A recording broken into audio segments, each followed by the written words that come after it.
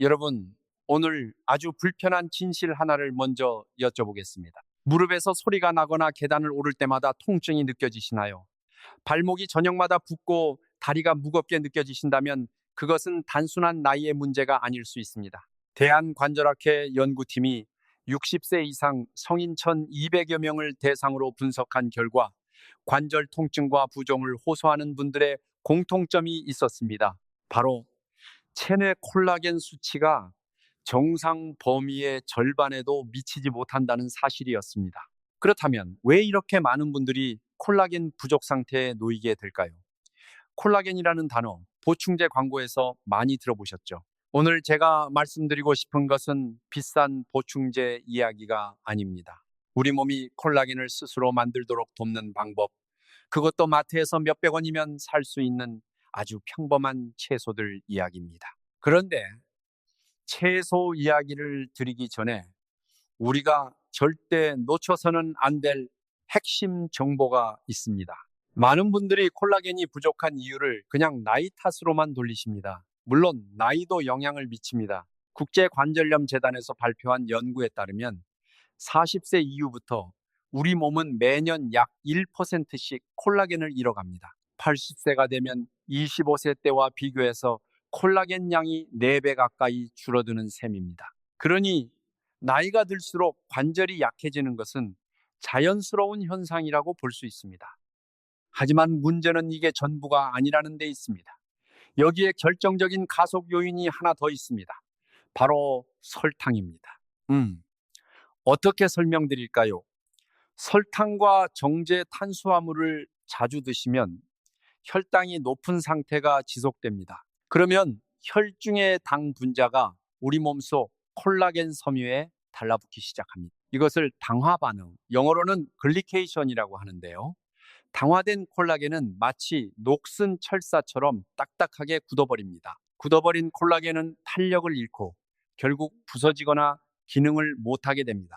그리고 여기서 정말 중요한 사실이 있습니다. 아무리 좋은 콜라겐 보충제를 드셔도 이미 당화로 굳어버린 콜라겐은 회복되지 않습니다. 이것이 비싼 보충제를 먹어도 무릎 소리가 줄지 않는 가장 큰 이유 중 하나입니다. 먼저 굳지 않도록 막는 것이 보충하는 것보다 더 중요합니다. 미국 피부과학회 학술지에 2025년에 발표된 임상 연구에서 저혈당 지수 식단을 12주간 유지한 그룹은 피부와 조직의 당화 산물 농도가 11% 감소한 것으로 나타났습니다.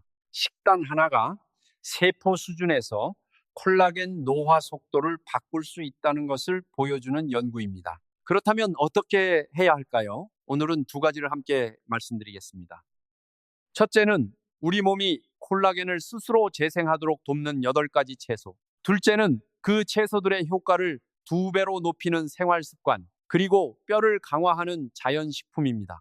어떤 채소가 가장 강력한지 순위를 매겨서 알려드릴 텐데요. 마지막 첫 번째 순위의 채소는 많은 분들이 매일 요리에 쓰고 계시면서도 그냥 버리고 계신 것입니다. 끝까지 함께 해주시길 부탁드립니다. 자, 지금부터 8번째부터 순서대로 올라가겠습니다. 8번째, 애호박입니다. 부종과 관절 통증으로 고생하시는 분들께 제일 먼저 드리는 채소입니다. 67세에 대전에서 요가 강사를 하셨던 임복수님이 계십니다.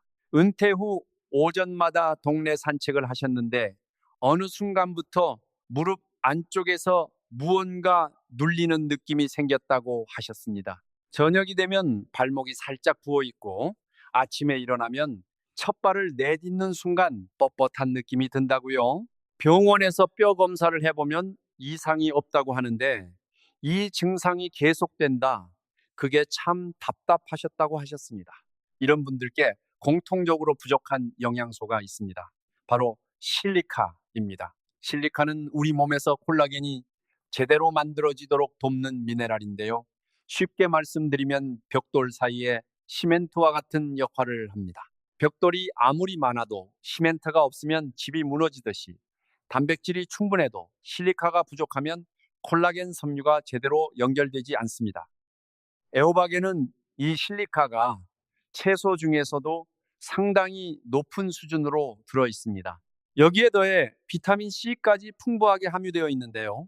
비타민 C는 콜라겐 섬유를 서로 연결하는 효소가 작동하기 위해 반드시 필요한 영양소입니다. 콜라겐 섬유를 만드는 아미노산이 제 아무리 많아도 비타민 C가 없으면 섬유들이 제대로 연결되지 않습니다. 마치 철근이 많아도 용접공이 없으면 구조물을 만들 수 없는 것과 같습니다. 문제는 비타민 C가 열에 매우 약하다는 점입니다.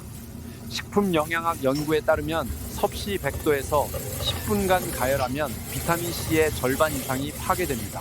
그래서 애호박을 물에 뭉근히 끓이시거나 오래 볶으시면 드시기도 전에 핵심 영양소가 사라지는 것입니다. 올바른 방법은 이렇습니다.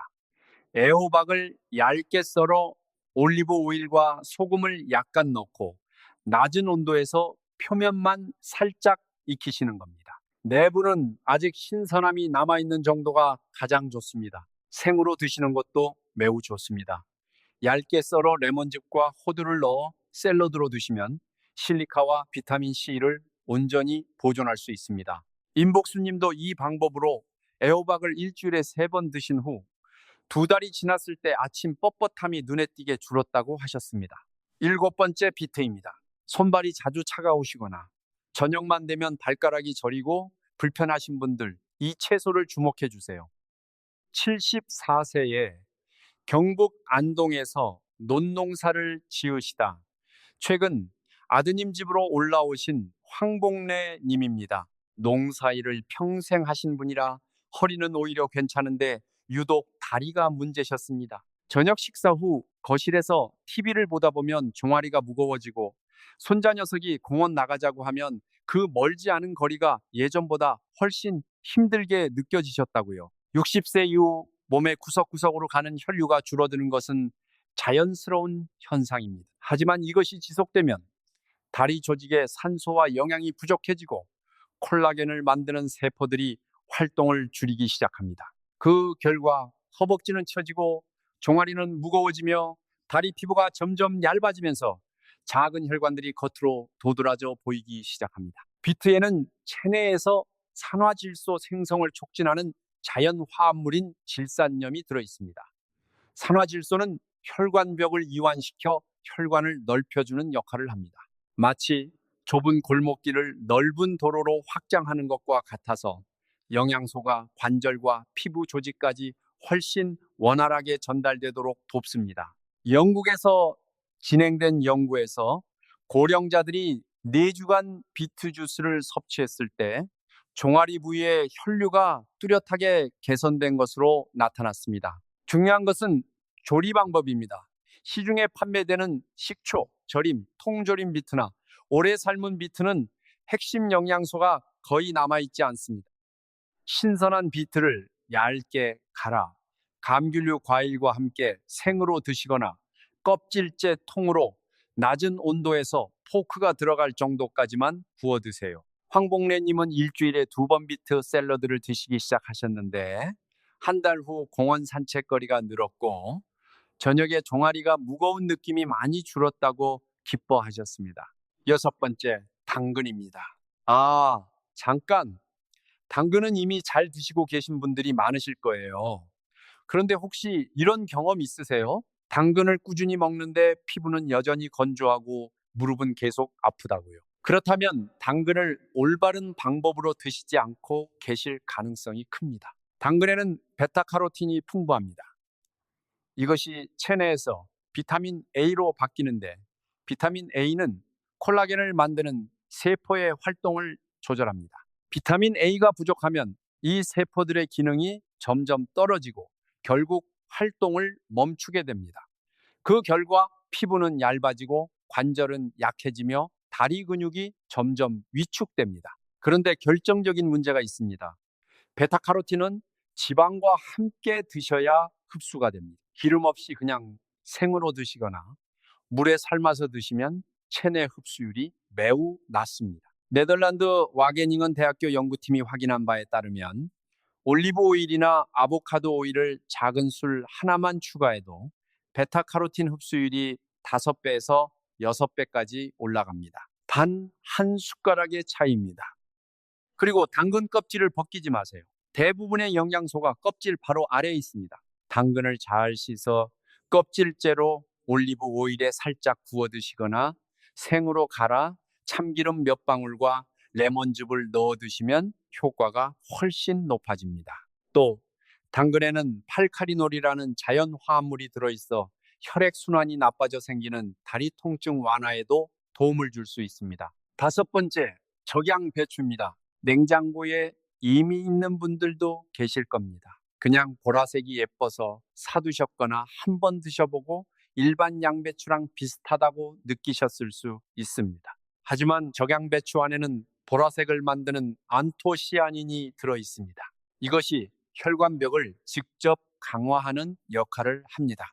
68세의 서울 은평구에서 꽃집을 하시다 딸에게 넘기신 권미란 님이 계십니다. 화원에서 오래 서 계신 탓인지 다리에 정맥류가 생겼고 피부 곳곳에 작은 혈관이 도드라져 보여 신경이 쓰이셨다고요. 게다가 가볍게 부딪혀도 멍이 쉽게 들어 걱정이 되셨다고 하셨습니다. 피부 아래 모세혈관이 약해지면 멍이 쉽게 들고 혈액순환이 나빠지면서 콜라겐을 만드는 영양소가 필요한 곳에 제때 전달되지 않습니다. 적양배추의 안토시아닌은 이 약해진 모세혈관을 강화하는 데 도움을 줍니다. 유럽의 영양학 연구자들이 여러 연구를 통해 확인한 사실입니다. 또 비타민 K도 들어있는데요.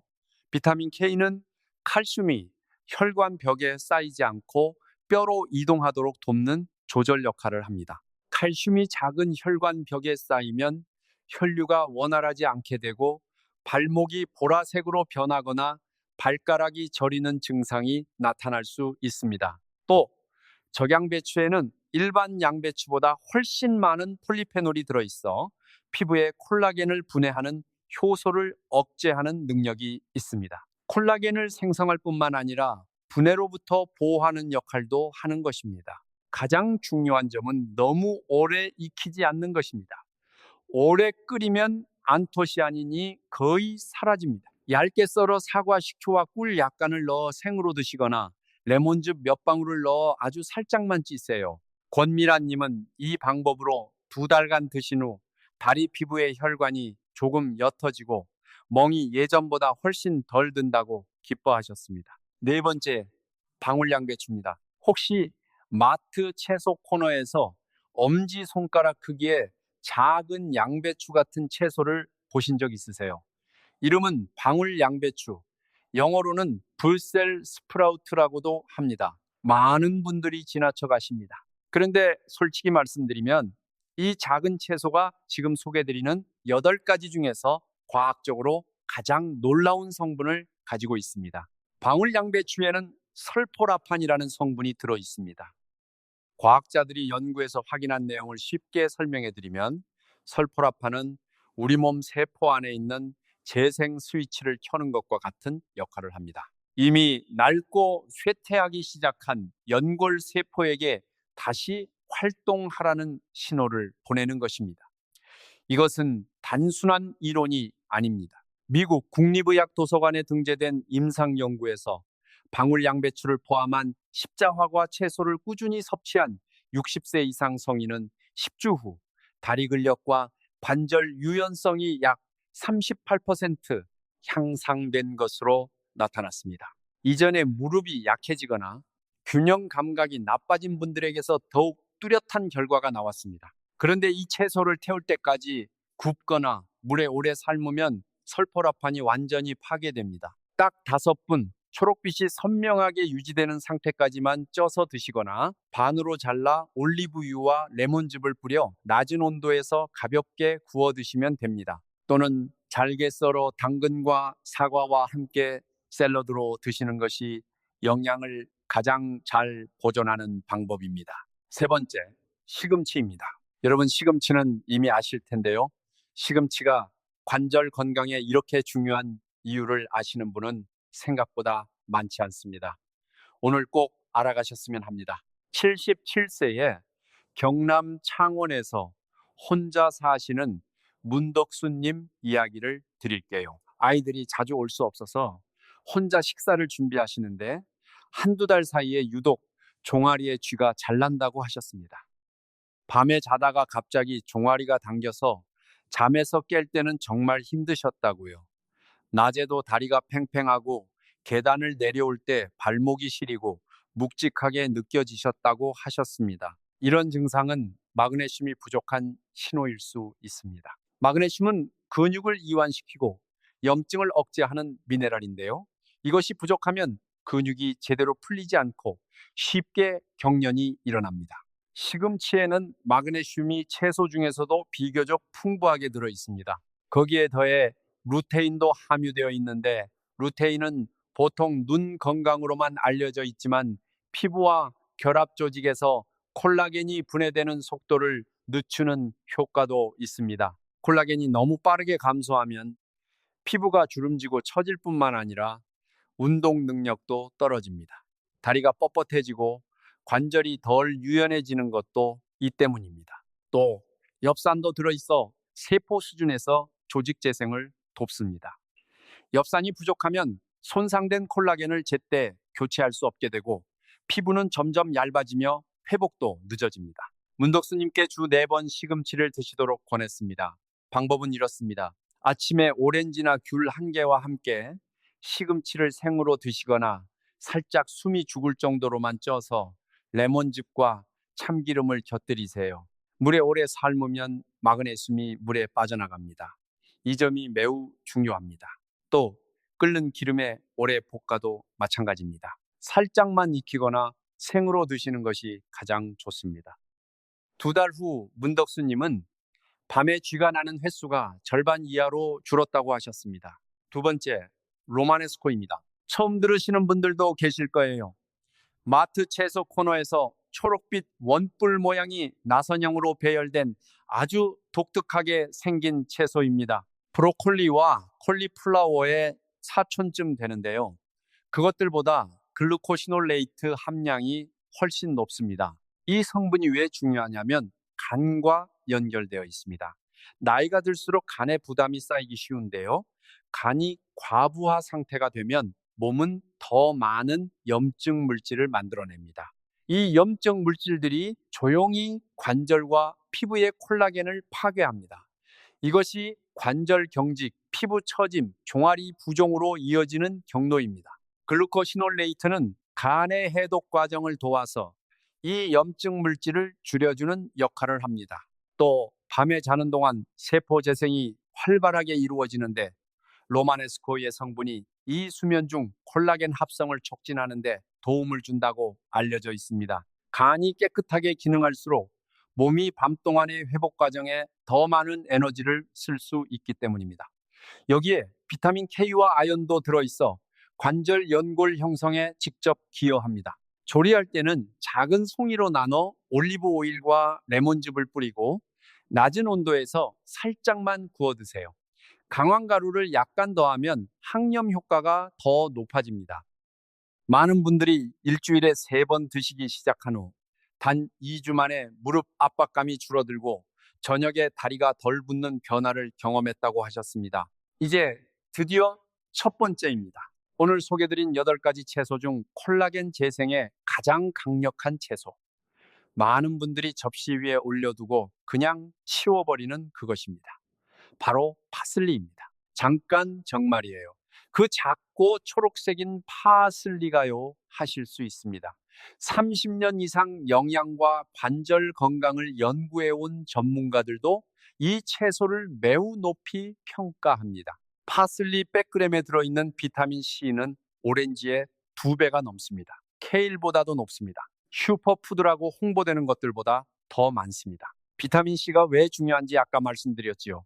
콜라겐 섬유를 서로 연결해 단단한 구조를 만드는 효소가 작동하려면 반드시 비타민 C가 있어야 합니다.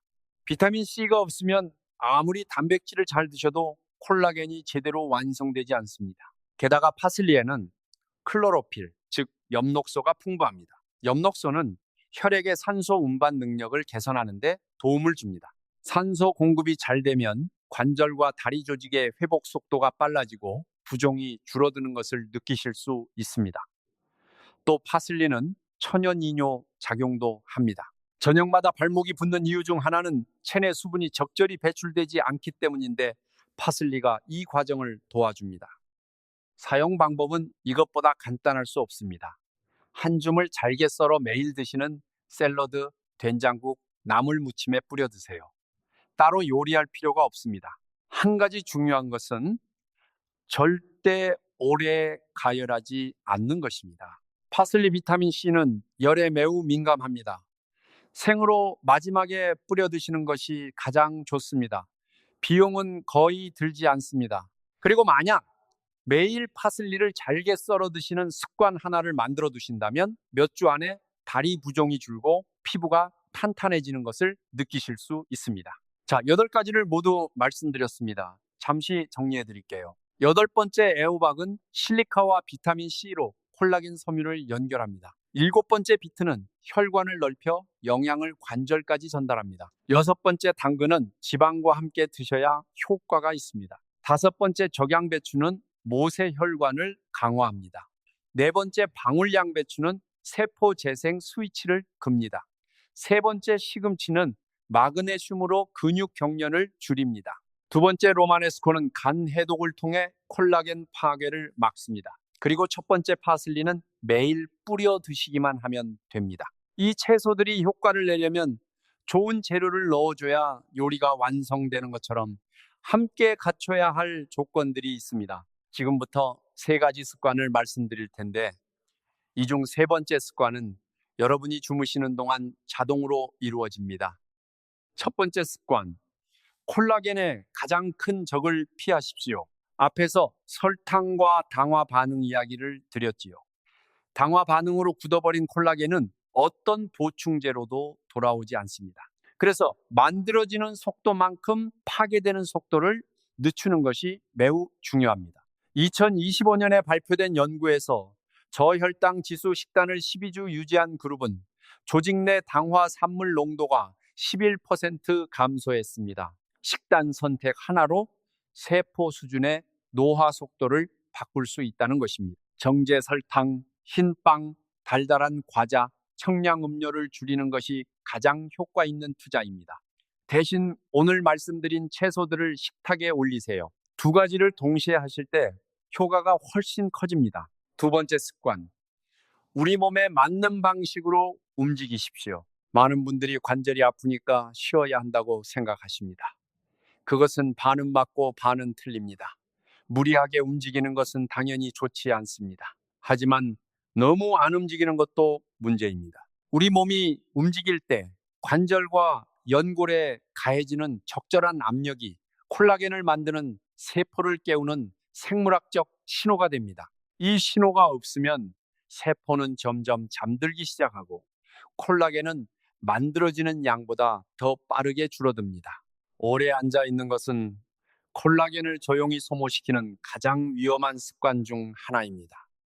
50대 이후에는 고강도 운동보다 매일 걷기, 가벼운 수중 운동, 태극권이나 요가처럼 관절에 부담이 없는 운동이 이상적입니다. 하루 30분, 주 5번 헬스장이 필요 없습니다.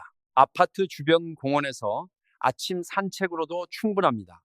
우리 몸에 계속 재생하라는 신호를 보내는 것, 그게 핵심입니다. 3번째 습관, 잠을 우선순위에 두십시오. 이것이 3가지 중 가장 많은 분들이 소홀히 하시는 습관입니다. 그런데 잠을 충분히 자지 않으면 오늘 말씀드린 채소를 모두 드셔도 효과가 반으로 줄어들 수 있습니다. 그 이유를 말씀드릴게요. 콜라겐은 낮에 만들어지는 것이 아닙니다. 밤에 깊은 수면에 들어가면 성장 호르몬이 분비됩니다. 이 호르몬이 콜라겐 합성 전체 과정을 조율합니다. 낮 동안 분해된 콜라겐이 바로 이 시간에 보충됩니다. 수면이 7시간 미만으로 지속되면 이 합성 과정이 크게 줄어들고 아무리 좋은 것을 드셔도 재생이 이루어지지 않습니다. 만성적인 스트레스도 마찬가지입니다. 스트레스가 지속되면 몸은 스트레스 호르몬을 더 많이 분비합니다. 이 호르몬은 콜라겐 합성을 억제하고 관절 퇴화를 빠르게 진행시킵니다. 실천 방법은 어렵지 않습니다. 잠들기 30분 전에 따뜻한 족욕이나 샤워로 몸을 이완시키세요. 허브차 한 잔, 카모마일 차나 생강꿀 차를 드시면 신경이 안정됩니다. 밤 9시 이후에는 텔레비전과 휴대전화 화면을 줄여주세요. 화면의 파란 빛이 수면을 조절하는 호르몬을 억제합니다. 매일 밤 7시간에서 8시간의 수면이 목표입니다.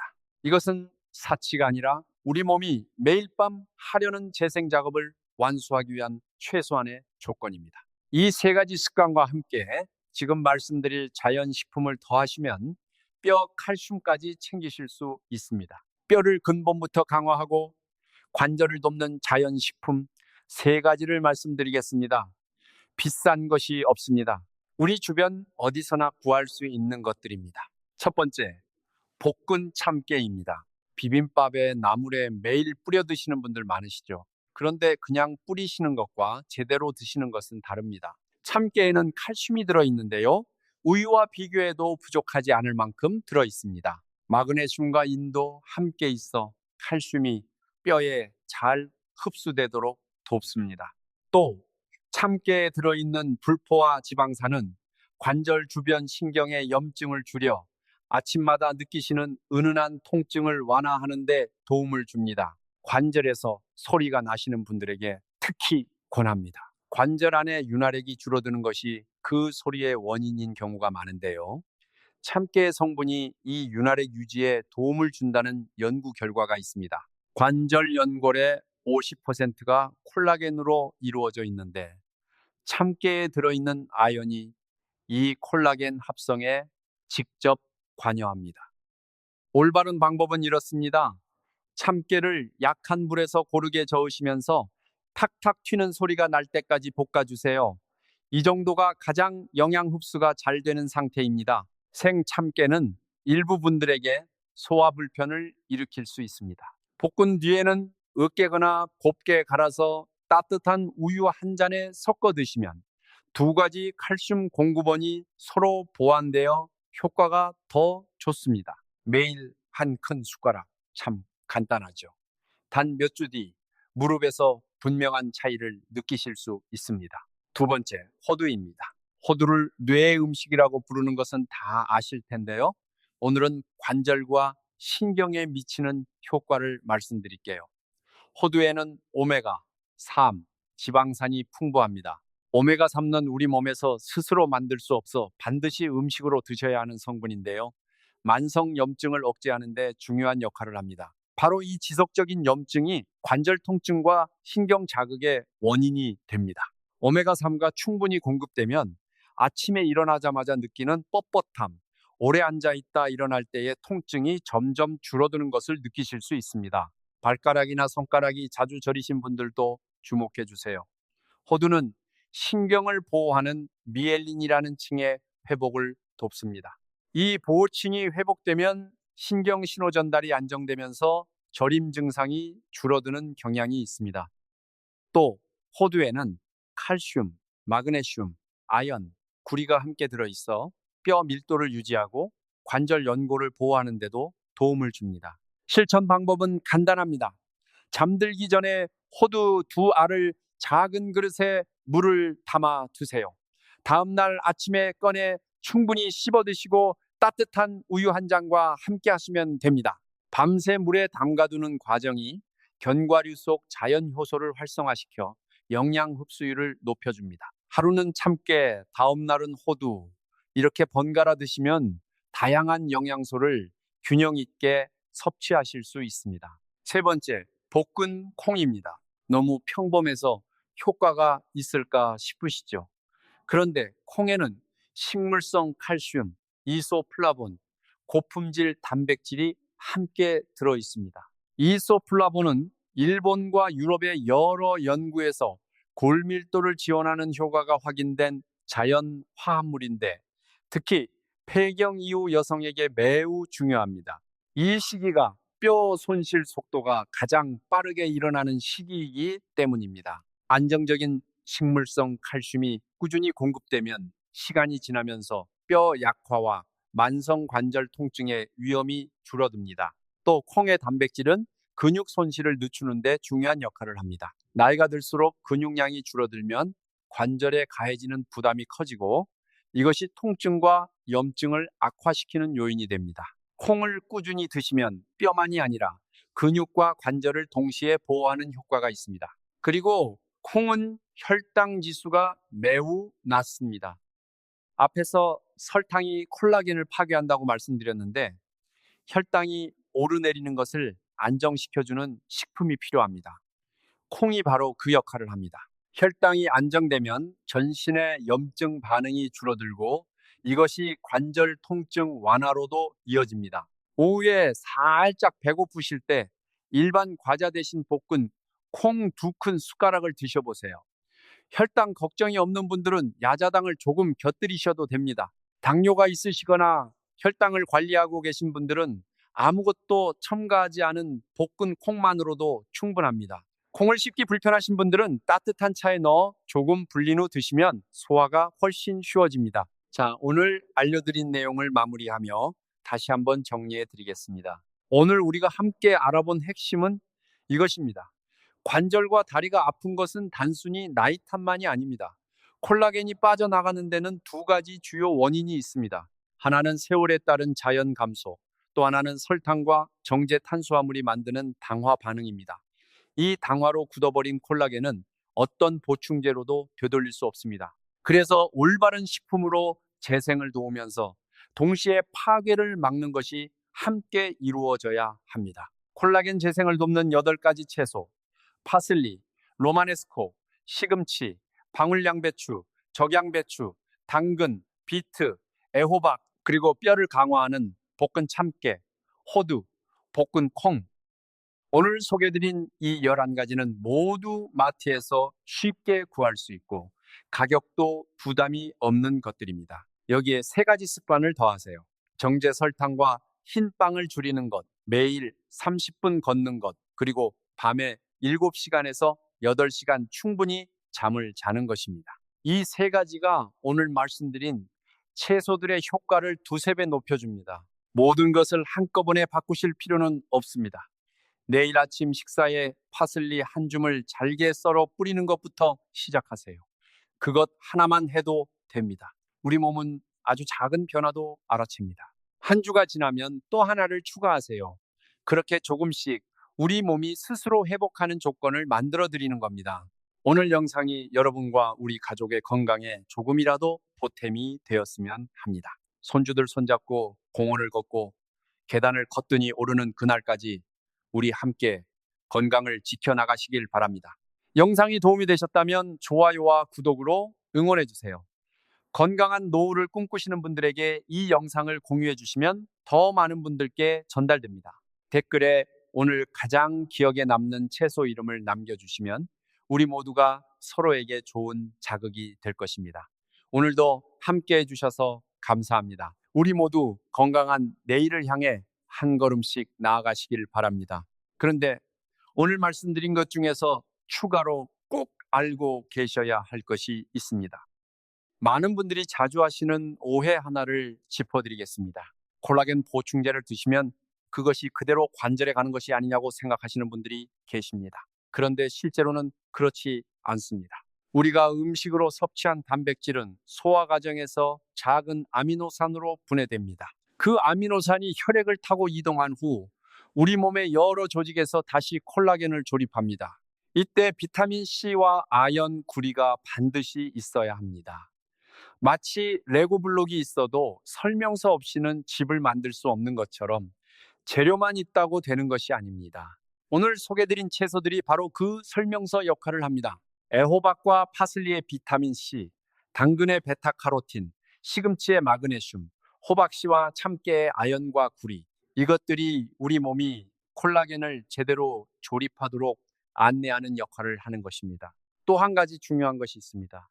콜라겐은 우리가 필요한 곳에만 만들어지는 것이 아니라 몸 전체에서 만들어집니다.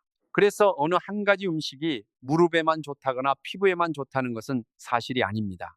우리 몸에 콜라겐을 만드는 재료와 도구를 충분히 공급해주면 몸이 가장 필요한 곳부터 먼저 보내줍니다. 관절이 많이 손상되어 있다면 관절로, 피부가 많이 손상되어 있다면 피부로 갑니다.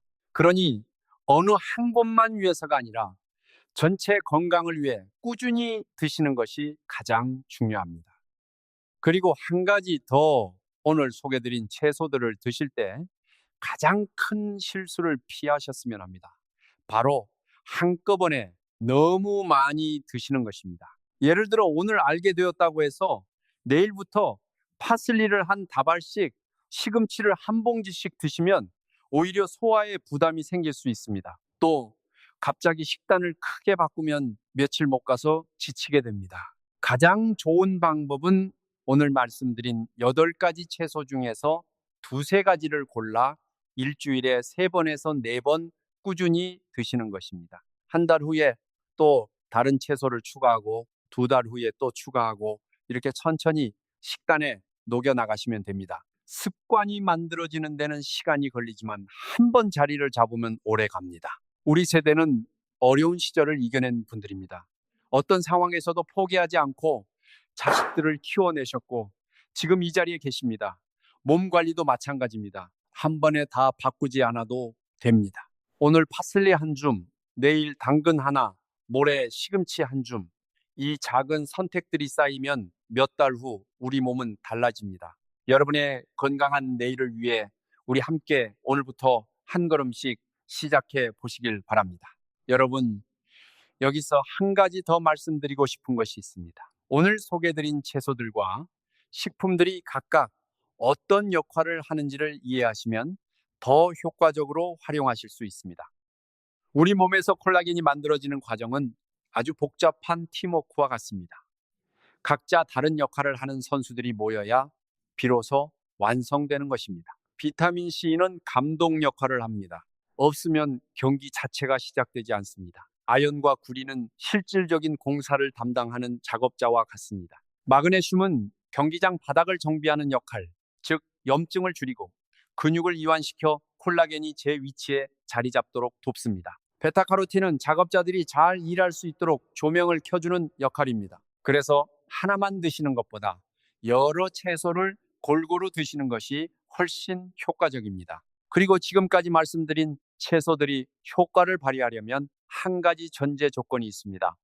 물을 충분히 드셔야 합니다. 콜라겐은 수분과 함께 작동하는 단백질입니다. 관절의 윤활액도 피부의 탄력도 모두 수분과 연결되어 있습니다. 하루에 물 6잔에서 8잔, 이것이 오늘 말씀드린 모든 것의 기초가 됩니다. 특히 아침에 일어나자마자 따뜻한 물 한 잔을 드시는 습관, 이것 하나만으로도 관절 건강에 도움이 됩니다. 아침 공복에 따뜻한 물 한 잔, 그 다음에 파슬리를 뿌린 아침 식사, 그리고 낮에는 당근과 시금치를 포함한 식사, 저녁에는 비트나 적양배추 샐러드를 곁들인 식사, 볶은 참깨나 호두 2알을 오후 간식으로, 자기 전에는 따뜻한 우유 한 잔. 이것이 오늘 말씀드린 내용을 하루 식사로 자연스럽게 녹여낸 모습입니다. 어렵지 않습니다. 비용도 많이 들지 않습니다. 하지만 꾸준히 이렇게 드시면 우리 몸은 조금씩 하지만 확실하게 달라집니다. 60대는 늦은 나이가 아닙니다. 오히려 지금이 우리 몸에 제대로 투자를 시작하기에 가장 좋은 시간입니다. 더 이상 지나간 시간을 아쉬워하지 마시고 오늘부터 작은 것 하나씩 바꿔 나가시길 부탁드립니다. 여러분 곁에는 언제나 응원하는 우리 지식 한상이 있습니다. 궁금하신 점이나 실천하면서 죽으신 경험이 있으시면 댓글로 나눠주세요. 여러분의 이야기가 또 다른 분들에게 큰 힘이 됩니다. 오늘도 건강한 하루 보내시길 바랍니다.